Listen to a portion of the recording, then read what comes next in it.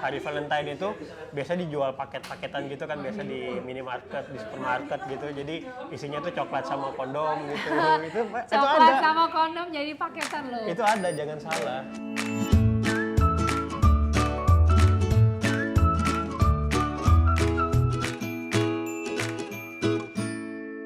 Привет, красавчик! Welcome back to my YouTube channel, Clara Yoke. Jangan lupa ya, di subscribe, like, komen sebanyak-banyaknya. Dan jangan lupa juga follow my Instagram @clara_yoke. Nah, kali ini sebagai jawaban atas permintaan teman-teman ya, kita bikin yang Russian Part 2 bersama siapa lagi kalau bukan my kakak tercinta. Halo semuanya. Kak Rusel. Nah, kali ini kita akan menjawab beberapa pertanyaan yang muncul dari Rusia Part 1 ya, yang kita bahas tentang sebenarnya banyak ya, banyak kayak yang in general dibahas tentang Rusia. Dan kali ini tuh kita akan membahas sedikit yang spesifik tentang Rusia.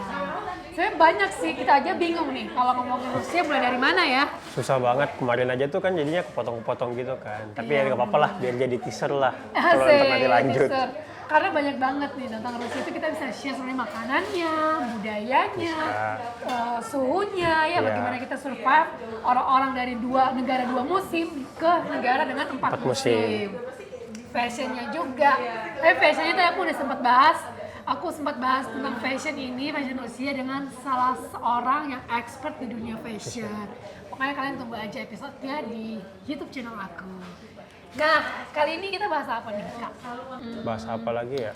Kemarin tuh sempat ada yang nanya nih, gimana sih caranya dapatkan beasiswa ke Rusia? Oh, iya. Mungkin lebih Ya, itu spesifiknya di komen kali tuh ya. sempat baca juga tuh Iya ada kan? ya. Mungkin tahap-tahapannya kali, jadi biar teman-teman juga yang mungkin tertarik nantinya nih ya, mereka bisa mempersiapkan step by step-nya gitu. Pertama-tama yang pengen kita kayak sebagai disclaimer-nya, beasiswa Rusia ini bukanlah LPDP, bukan part dari LPDP. Bukan No, LPDP. ini berbeda. Ini Ya. ini beasiswanya itu langsung dari pemerintah Rusia. Jadi memang pemerintah Rusia itu sudah bisa dibilang belasan tahun ya, berpuluh-puluh tahun malah sebenarnya dari masih zaman Uni Soviet juga selalu memberikan beasiswa ini kepada siswa-siswa dari negara-negara yang memang masih dalam kategori negara berkembang. Negara berkembang. Ya. Dan sebenarnya bukan cuma Indonesia nih program Ya, beasiswa ini. banyak. Negara lain juga ada. Jadi aku pernah ngobrol sama teman-teman dari negara lain. Ternyata mereka juga yang ngikutin program yang sama yang ada di negara ya. mereka. Cuman mungkin yang menghandle-nya itu berbeda. Ada yang kayak lewat agensi, ada yang harus melewati kayak kalau di Indonesia kita pusat kebudayaan Rusia ya. Tapi sekarang sih sebenarnya udah sistem satu pintu ya. Bener. Sejak tahun 2017 itu semuanya udah online. Betul Ada sekali. websitenya. Tapi memang kalau mau informasi lebih lanjut ya bisa langsung ke pusat kebudayaan Rusia yang ada di Menteng di Jalan Diponegoro. Dan nanti boleh teman-teman search aja di Google. Nanti sampai ke sana boleh tanya-tanya tentang beasiswa Rusia ini. Betul sekali. Jadi untuk stepnya nih yang paling penting adalah menyiapkan niatnya.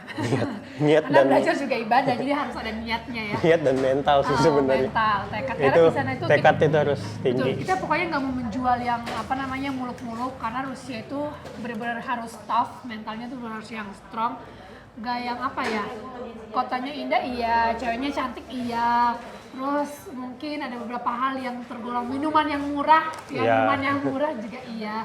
Tapi itu bukanlah satu-satunya yang kayak akan kalian dapatkan di Rusia, tapi kayak negara dihantam badai salju pun ya itu juga iya. gitu loh. Juga Kita iya, harus harus kalau keluar rumah cuma buat beli apa ya, kayak contoh air roti habis, lah. ya kalau nggak roti habis. Nah, mau keluar rumah cuma buat beli roti aja tuh juga harus pakai yang tebel, harus 3 lapis 4 lapis. Padahal sampai sana cuma beli roti doang, atau mungkin cuma beli air minum doang, air mineral doang.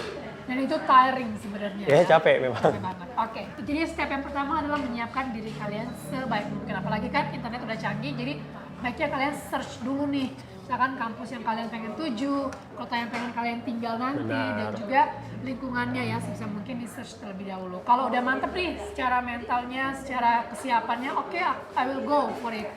Berarti yang Baru. kedua adalah ngecek akun sosial medianya sosial kalau media, kalian nggak di Jakarta. Tapi kalau kalian Jakarta bisa langsung ke ini, atau mungkin Kebudayaan Rusia, ya bisa ya. kebudayaan Rusia, dan atau mungkin juga banyak ex mahasiswa Rusia, alumni itu mereka pada share kalau memang beasiswanya lagi buka. Biasanya sih bukan tips sih, sebenarnya bocoran aja ya, biasanya buka tuh pada awal tahun ya, biasanya Januari sampai Maret lah.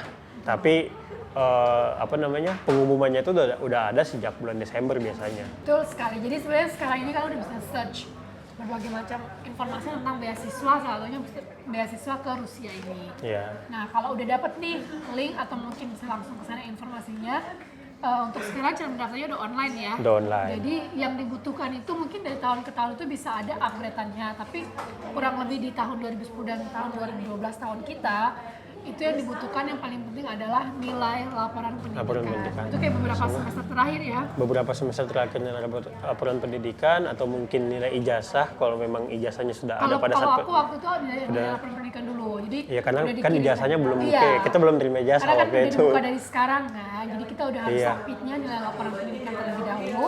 Nanti setelah ujian nasional di bulan Maret ya kalau nggak Iya, salah waktu ya. itu di bulan Maret. Bulan Maret. Pada Jadi saat itu ya, bukan sekarang. Maret sampai Mei lah kurang lebihnya kalau kita dapat ijazahnya, kita langsung buru-buru submit lagi untuk nilai ijazahnya ke mereka. Gitu. Jadi setelah itu baru pengumuman hasil seleksi berkas pertama. diumumkan. Lolos nggak tuh untuk seleksi berkasnya? Kalau ini tips dari aku, pengalaman mungkin akan lebih tinggi peluangnya apabila kalian nilai di laporan pendidikannya tinggi. Iya, itu Karena kalau mereka seleksinya tuh head to head gitu ya. Iya. Gitu. Jadi misalkan kalian dari satu sekolah nih, kayak aku sama kakakku kan dari satu sekolah yang sama, SMA yang sama. Tapi karena kita tahunnya berbeda, jadi ya bukan kompetitor. Tapi kalau seandainya di tahun yang sama, mereka akan yang head to headnya tuh sesama di satu sekolah dulu. Dari misalkan berdua atau bertiga atau bersepuluh, mana yang nilainya paling tinggi itu baru ya. diangkat, diambil, terus head to baru head sama seleksi yang sama secara nasional ya biasa. secara nasional gitu. Jadi sebisa mungkin nih, apalagi yang mendengarkan cerita ini saat kalian masih yang di tahun pertama atau tahun kedua, baiknya langsung kejar prestasinya lewat nilai laporan pendidikan juga yang bagus. Iya. Benar ya? Benar. Kira-kira kalau untuk nilai seleksi berkas ini apalagi tipsnya? Seleksi berkas tipsnya mungkin nggak ada, paling cuma itu aja kali ya. Benar-benar nilai Lebih ya pendidikan kan? laporan Laporan pendidikan pendidikan diperhatikan. Oh, paling Terus ada surat orang tua, surat izin orang tua, iya. Terus habis itu Medical ada check medical up. check up. Medical check up itu penting banget ya, karena memang di sana tuh lagi menekan angka HIV, penyebaran HIV ya. Jadi itu tes yang memang kalau di Indonesia bisa dibilang wajib gak wajib, tapi di sana tuh diwajibkan. Jadi memang itu juga akan masuk ke dalam medical check up itu. Ya, dan itu masuk dalam penilaian besar juga gitu. Pokoknya medical check up itu penting. Penting banget. Terus apa lagi ya? Dan itu kalau nggak salah ketentuannya apa aja yang harus diperiksa. Nah, makanya lebih lengkapnya per tahun ini mungkin kalian bisa langsung kunjungi website resminya dari Pusat Kebudayaan Rusia yang khususnya nanti kita akan dibantu cantumin juga kok di sini. Jadi kalian bisa langsung coba akses ke situ, lihat lagi untuk updatean step by step-nya yang terbaru 2023 seperti apa. Iya. Terus kalau setelah seleksi berkas, akan pengumuman seleksi berkasnya ya. Iya, pengumuman seleksi Kalau lolos berkas. akan dipanggil untuk interview. Nah, untuk sesi interview ini aku mungkin lebih menyerahkan ke kakakku karena aku sendiri nggak mengalami yang namanya interview. Jadi kita setelah seleksi berkas langsung lanjut ke seleksi Interview. harusnya ya, tapi kan aku enggak. Jadi waktu itu tinggal menunggu penempatan. Setelah penempatan keluar, dapat di kampus dan kota mana, terus kita harus buru-buru ke Jakarta untuk mengurus visa. Oke, setelah sesi interviewnya seperti apa? Silahkan. Seleksi interviewnya ya paling kayak interview biasa ya. Ditanyain bagaimana tahu beasiswa Rusia itu dari mana gitu, maksudnya cara untuk tahu beasiswa Rusia itu dari mana, terus kenapa pilih Rusia sebagai destinasi untuk belajar, terus mungkin nanti ada perbandingan juga yang akan ditanyain gitu kan, terus mungkin nanti lebih ke jurusan apa yang mau diambil gitu-gitu, mengapa ngambil jurusan itu di Rusia. Oh wow, Tahan sebentar, minuman kita datang. Honey lemon dari titik koma kopi Cipete. Thank you, Pak. Terima kasih, Mbak. Punya aku yang honey lemon itu apa? Ini Sankey hibiscus. Kayak sankis yang segar. Silahkan dilanjutkan, aku sambil minum ya. Jadi memang beasiswanya itu untuk seleksi udah interviewnya itu cuma lebih ke ya menanyakan lagi sih sebenarnya bagaimana kesiapan kita, karena kan istilahnya untuk informasi tentang Rusia sendiri itu kan nggak terlalu banyak ya. Jadi memang orang-orang itu masih belum terlalu terbuka gitu pikirannya. Kayak contoh tahun 2010 dulu sempat ada pertanyaan seperti ini. Kan di Rusia katanya negara komunis dalam tanda kutip. Kok masih mau pergi ke sana gitu. Walaupun sebenarnya kita tahu, mungkin di video sebelumnya juga kita udah pernah bilang ya kalau umpamanya Rusia itu bukan negara komunis lagi, melainkan negara demokratis. Setuju.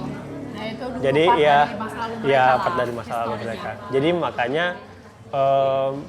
pertanyaan-pertanyaan yang sebenarnya relate dengan nanti bagaimana kita bisa survive di sana, kita bisa mereka kan tanya lebih ke niat kita. Mereka akan tahu dari itu sih sebenarnya. Jadi kayak kenapa Rusia, kenapa jurusan ini, terus nanti apa yang akan kalian lakukan dengan jurusan ini setelah kalian kembali ke Indonesia. Benar. Dan mungkin satu lagi pertanyaan yang banyak orang itu suka takut, dan ini pertanyaan menurut aku yang tricky adalah berapa penghasilan orang tua. Nah, kalau di sini aku bisa ngasih sedikit, jujur aku nggak yang mengalami pertanyaan ini ya, maksudnya yang nggak dihadapkan dengan pertanyaan ini, tapi menurutku mungkin ini bisa jadi tips buat teman-teman juga untuk menjawab pertanyaan ini adalah kalian jangan yang terlalu lugu banget juga ya dalam menjawab, tapi juga jangan bohong juga, gitu jangan terlalu tinggi, jangan terlalu rendah juga, jangan terlalu jujur juga gitu. Jujur juga benar. Jadi gini, maksud aku negara orang ya, misalkan mereka tahu nih kita orang asing yang akan stay di tempat mereka ya. Otomatis kenapa mereka menanyakan pertanyaan itu, mereka ingin memastikan bahwa ini orang kesana benar akan belajar nggak, dia nggak akan kekurangan uang kan, dia nggak akan nyambi untuk sengaja kerja kan, instead of belajar gitu, mendapatkan izin belajar. Dan mungkin kata kasarnya dia nggak akan jadi gembel kan di sana, ya kan? Nggak jadi boms. Kalau di Rusia itu gembel itu bahasa Rusia boms.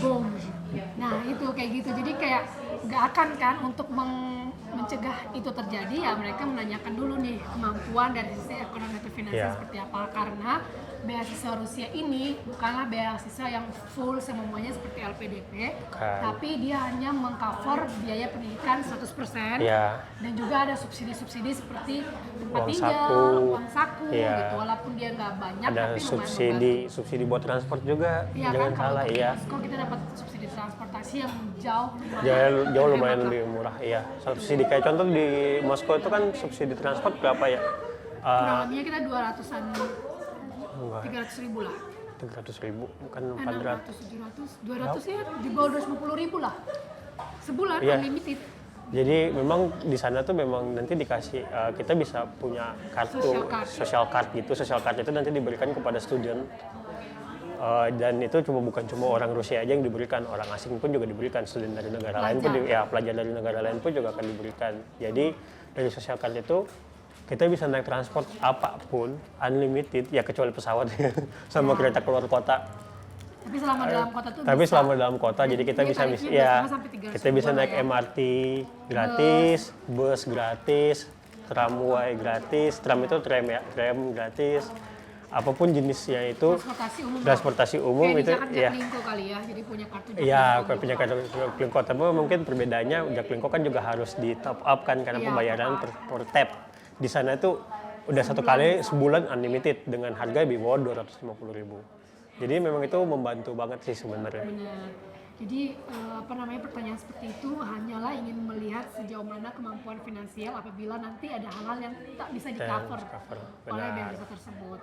Jadi kalau seandainya nih, tapi kalau orang tua aku petani gimana? Aku nggak bisa. Nggak ada masalah. Ya nggak apa-apa sih sebenarnya ya, karena mereka lebih melihat nilai value kamu. Value benar. Kamu seniat apa sih gitu, terus juga dari hasil belajar kamu bagus nggak gitu. Jadi kalau hasil belajar kan juga bisa menggambarkan niat kamu juga kan untuk belajar lebih lanjut gitu. Jadi kalau itu oke, sebenarnya sih nggak apa-apa.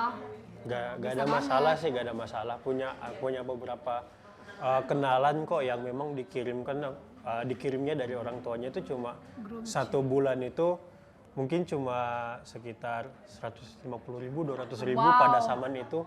Cuma 150.000? Iya, dikirim sama orang tuanya.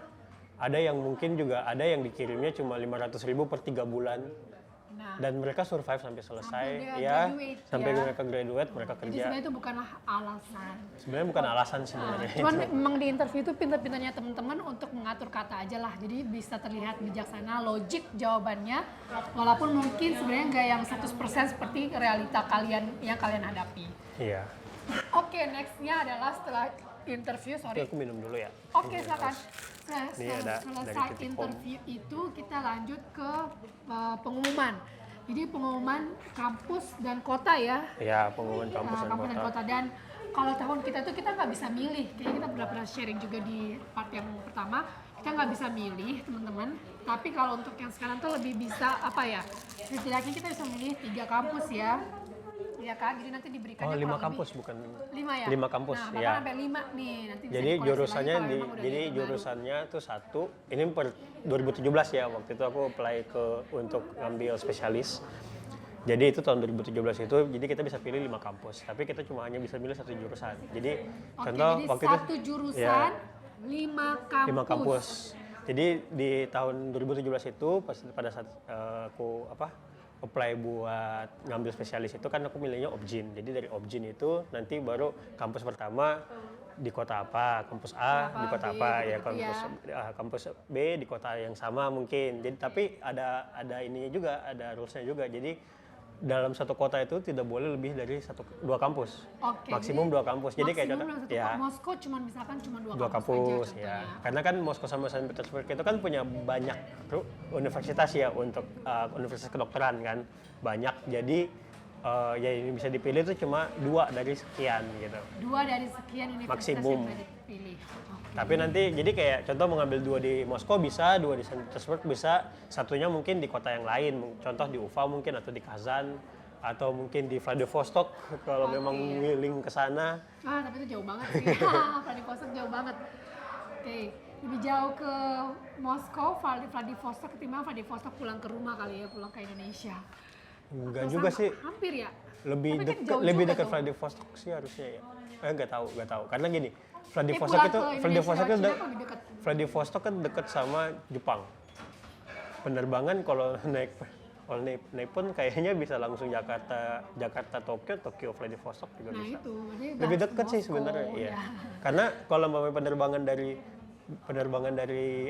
dari Moskow sampai ke Vladivostok itu sekitar 8 jam lebih. Makanya 9 jam. Iya.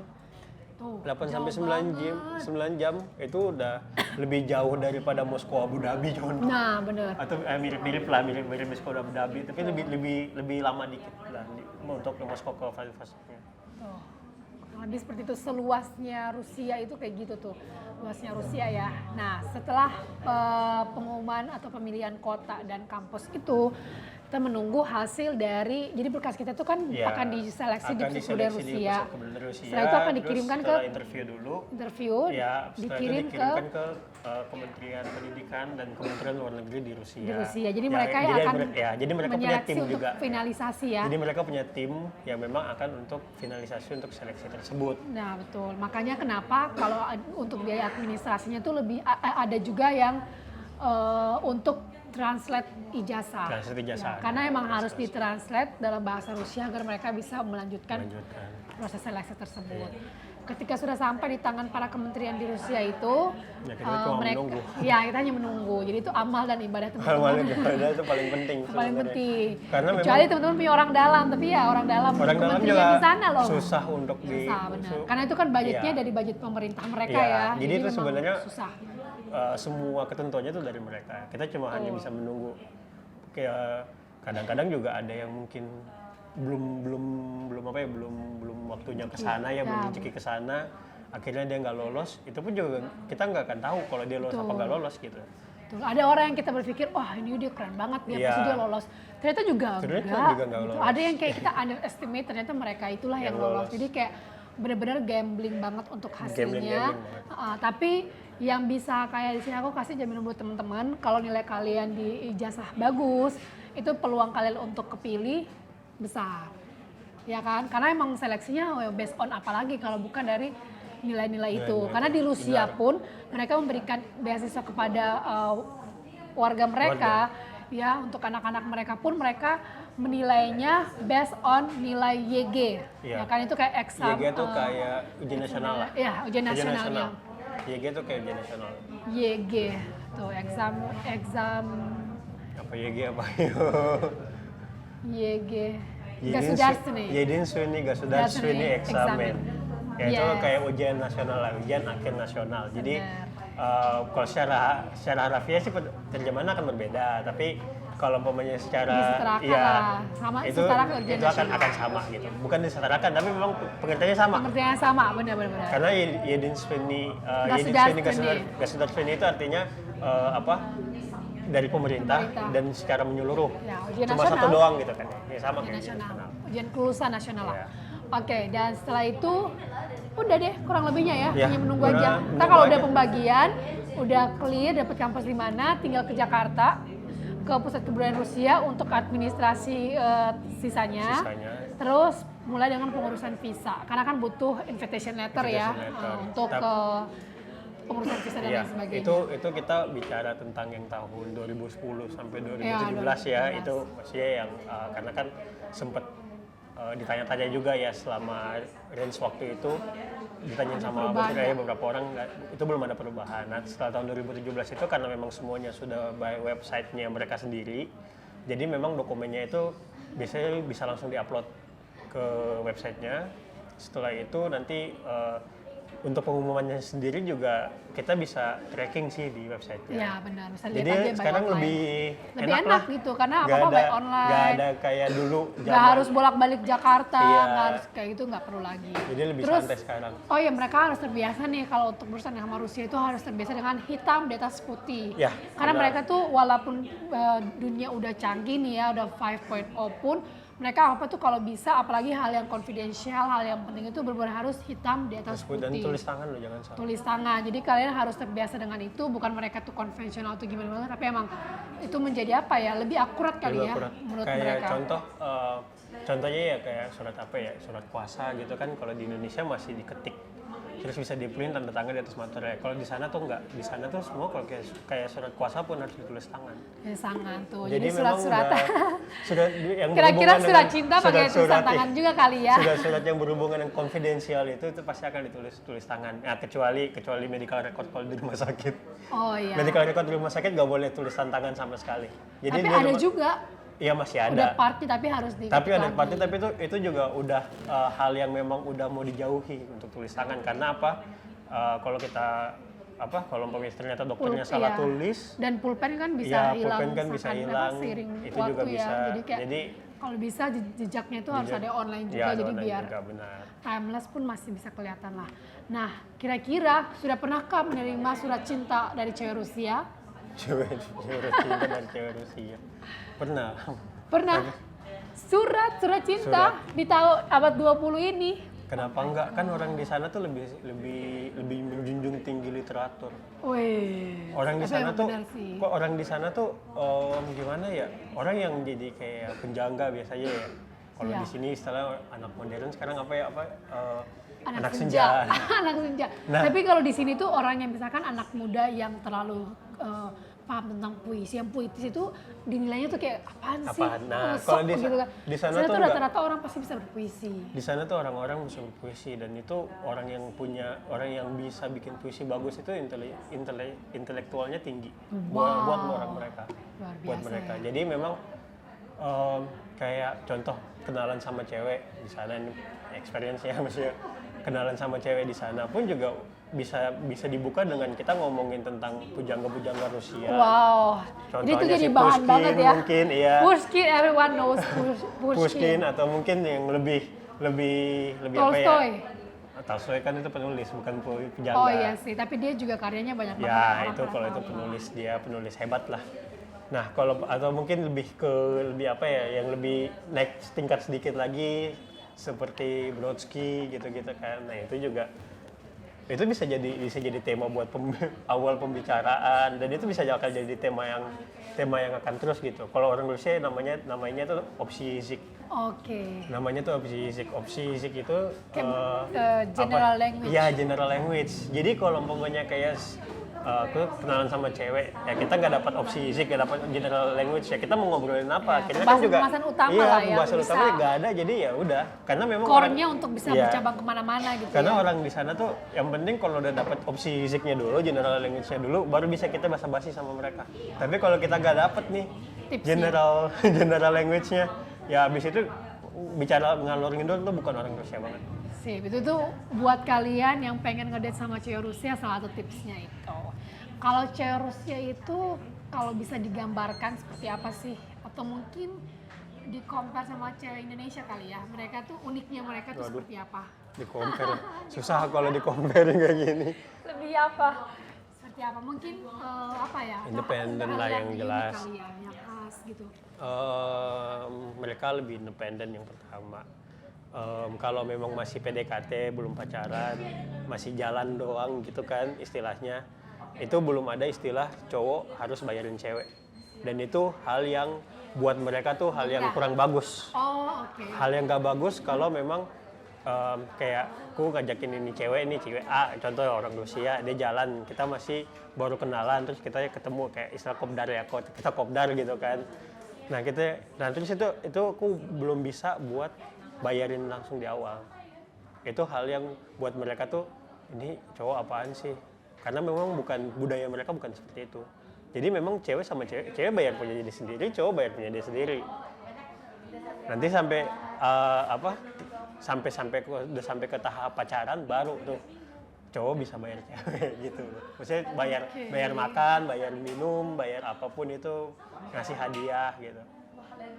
Oh iya, yang unik juga nih ya.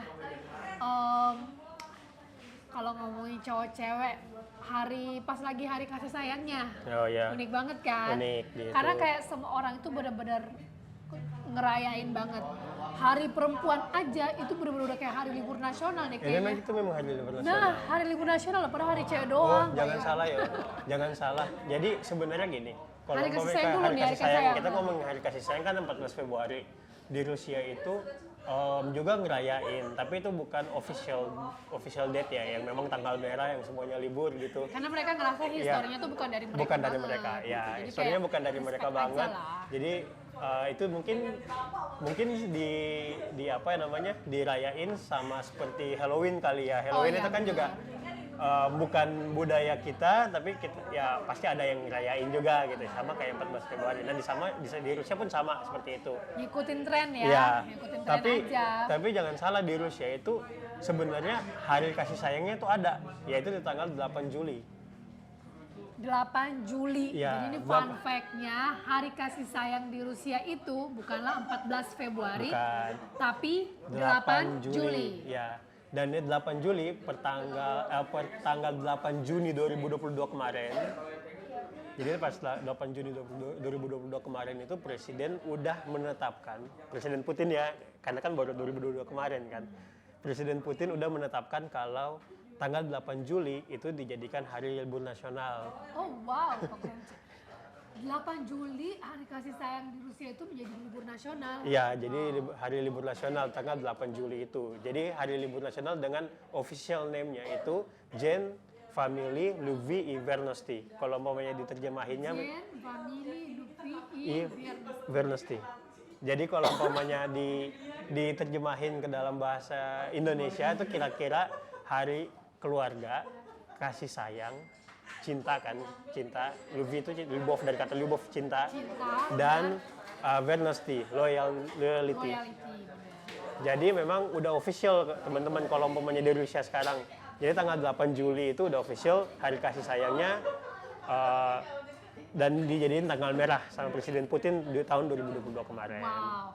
Nah, pengen tahu juga nih teman-teman pastinya ya, perbedaan perayaan Valentine di Rusia sama di Indonesia. Yang spesialnya di Rusia itu seperti apa? Kalau yang aku notice, itu penjual bunga pasti akan kayak mendadak. Itu udah Ya pasti. kan? Karena mereka Udah itu pasti. apa-apa simbolismenya itu lebih ke bunga.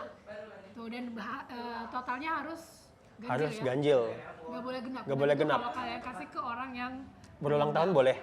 Orang berulang tahun boleh dikasih genap sesuai dengan umur mereka. Oke. Kayak contoh ulang tahun umur 20, ya dia kasih bunga 20 tangkai, it's okay. Tapi kalau umpamanya yang hari lain-lain biasa, hari biasa ataupun yang lain-lain itu tidak boleh, nggak boleh sama sekali. Jadi itu ada namanya etika buat kasih buket ke orang ya. Jadi melihat dari jumlahnya ya, Jumlahnya. nggak boleh yang genap. Genap, nggak boleh genap, yang harus ganjil. Nah terus apalagi bunga itu udah pasti laku banget. Coklat. coklat, Tuh, lingerie itu juga laku ya. kondom juga laku. Nah, itu teman-teman ini bukan apa Ini bukan hal yang ya tabu di buat sana mereka. ya Jadi sebenarnya. Karena kita balik lagi tadi di awal yang kita bahas tentang bagaimana cara kuliah di Rusia kan. Benar. Jadi Mereka kalian harus tuh menyiapkan diri untuk hal seperti ini. mereka tuh harus mereka tuh lagi bukan harus sih, misalnya mereka tuh harus dan lagi ya sementara lagi menekan angka untuk menekan angka penyebaran HIV sih sebenarnya. Betul sekali. Jadi hal-hal yang itu, jadi mereka tuh lagi gempar-gemparnya tuh buat gimana caranya buat mengedukasi, seks edukasi itu Seks edukasi itu lagi ditingkatkan banget. Benar. Jadi hal seperti itu bukanlah hal yang tabu ya Benar. buat mereka. Dan jangan salah loh, di Rusia tuh kalau pas lagi hari Valentine itu biasa dijual paket-paketan gitu kan, biasa di minimarket, di supermarket gitu. Jadi isinya tuh coklat sama kondom gitu. itu Coklat ada. sama kondom jadi paketan loh. Itu ada, jangan salah. Jadi mereka benar-benar yang terbuka untuk hal itu, open minded banget, dan mereka paham bahwa pencegahan itu jauh lebih baik daripada Ya, mengobati. Mengobati, Jadi benar. itu benar-benar harus dipraktekkan, teman-teman, bukan hanya sekedar tagline di sana ya. Nah, kalau untuk di Indonesia mungkin menyesuaikan. Di sini kita bukan ngomong seperti ini terus harus ditiru oleh semua orang sampai 14 Februari gitu ya. Tapi ya bisa Kita dilihat cuma berdasarkan sharing kebijakan aja. masing-masing aja. ya kita cuma sharing aja sih sebenarnya. Betul sekali. Kita cuma sharing aja, dan itu kan hal yang sebenarnya positif ya. Betul. Kalau hal yang paling diingat saat Valentine, Hal yang paling diingat soal Valentine, susah nyari bunga. susah nyari bunga. Jadi emang harus secepat Itu benar-benar mungkin booking pernah, atau mungkin mencari iya. bunga yang sesuai. Pernah waktu sama ex waktu itu, karena karena kan hari Valentine di sana kan masih musim dingin ya, dengan cuaca yang masih minus 30-an di UFA pada saat itu. Jadi pas mau hari Valentine nggak kepikiran lah buat beli bunga gitu, kelupaan lah. Nah pas hari hanya itu nyari sampai ke pinggiran kota Wow. karena memang udah susah, habis ya udah habis di stoknya mana-mana. ya. Iya, susah banget memang kalau mau pas hari Valentine. Luar biasa banget.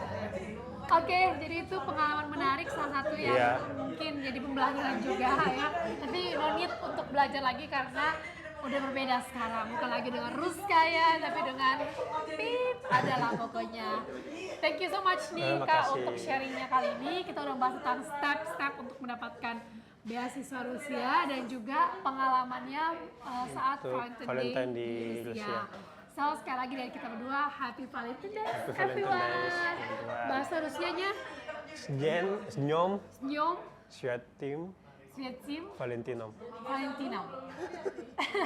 Susah atau gampang, bisa diikuti nggak? Pokoknya tetap Dňom, aja di sini ya. sekali lagi, Dňom Sviatým Sviatým Valentinom. Valentino. Dasidanya. Bye semuanya. Bye-bye.